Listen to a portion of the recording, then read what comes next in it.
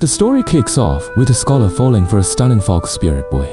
The middle part is about a fox demon selling herself to save his mother. The poor scholar borrows a corpse to come back to life. The ending is even more about seducing revenge against corrupt officials. Hey guys, I'm Hey. Today we're diving into what you could call the OG ancient boy love web novel, Pu Songling, Huang Jiulang, from Strange Tales from a Chinese studio. The story takes place in Zhejiang by the Shaoxi. There lived a scholar named He Zixiao. One evening, while strolling outside his home, he ran into a boy named Huang Jiulang, so breathtakingly handsome that the original text says, he stared until his soul left his body, stood jigzheng to keep watching, and only returned home when the figure vanished. In other words, love at first sight. From that moment, He Zixiao couldn't eat or sleep, doing everything he could to get close to Jiulang, and well, persistence pays off. Soon enough, the two grew close. One night, after a few rounds of wine, Jiulang got up to leave, but Zixiao blocked the door, locked it, and begged him to stay. Blushing, Jiulang sat back down, soft and gentle like a girl. Zixiao whispered, "Why not just sleep here?" Jiulang shook his head. "I sleep badly." But Zixiao wouldn't give up, and finally Jiulang gave in. The text writes, the scholar put out the candle, shifted close, pressed his arm over Jiulang's thigh, and begged for intimacy. Jiulang was immediately angry. "I thought you were a fine person. I just dissociate with you. What are you doing now? You're a beast," and left directly. Since then, He Zixiao was eager to see Jiulang and look up to Big Dipper, for fear that Jiulang would never come again. After several days, Jiulang just showed up, which made He Zixiao very happy, and immediately apologized for his recklessness, and happily pulled him into the room. But as they talked, he touched him again. Jiulang said helplessly, "I understand your feelings, but why do we have to do it like this?" He Zixiao sweet talked and begged, but to touch her jade-like skin, Jiulang followed her lead. But when he fell asleep, He Zixiao was not honest again. Jiulang woke up, grabbed his clothes, and jumped up to escape overnight. He Zixiao was depressed. From then on he was depressed and lost, and became increasingly thin and haggard. In the end, Jiulang relented and compromised. He Zixiao was overjoyed, and his illness was cured. When Jiulang came again, they finally made love. But Jiulang warned that this was only once. Don't expect it every day. Then he said he actually had something to ask.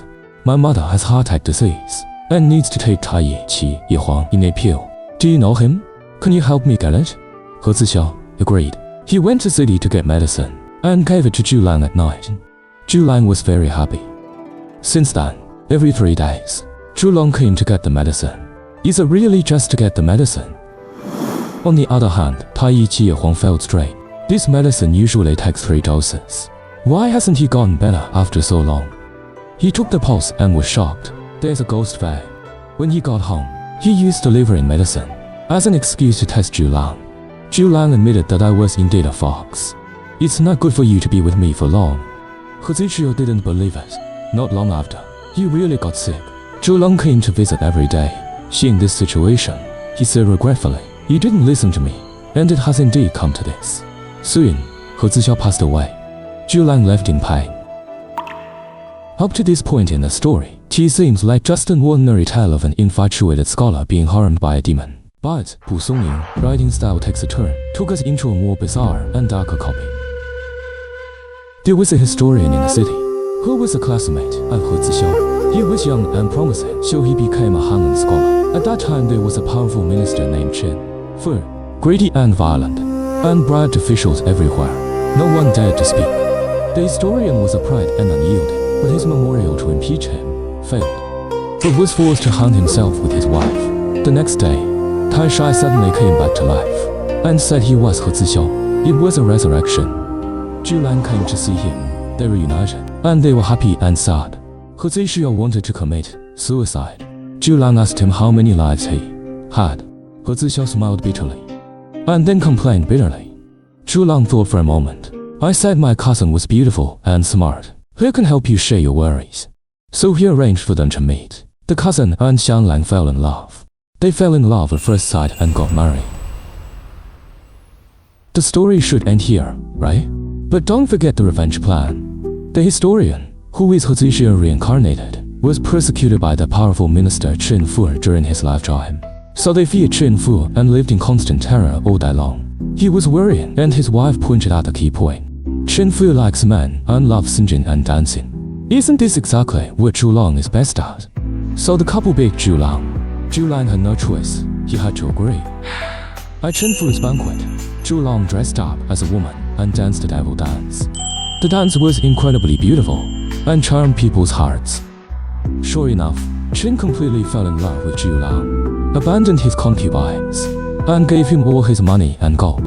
Half a year later, Chen Fu indulged excessively in sensual pleasures, followed in the footsteps of He Zixiao, and passed away. Jiulang returned with a huge fortune, and lived a direct life with his mother and cousin. No one knew his true identity anymore. The ancients often said that foxes charm people, but in this story they all have their own motives. He Zixiao was lustful, flattered and begged for peace, and ignored advice, and finally died of illness.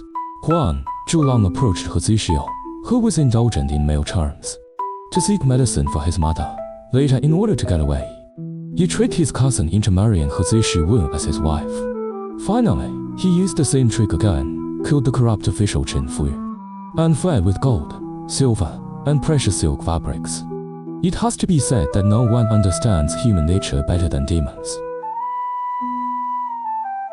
Okay, that's all for today's story. If you like this episode, don't forget to like, subscribe, and collect. See you next time to explore another unknown world.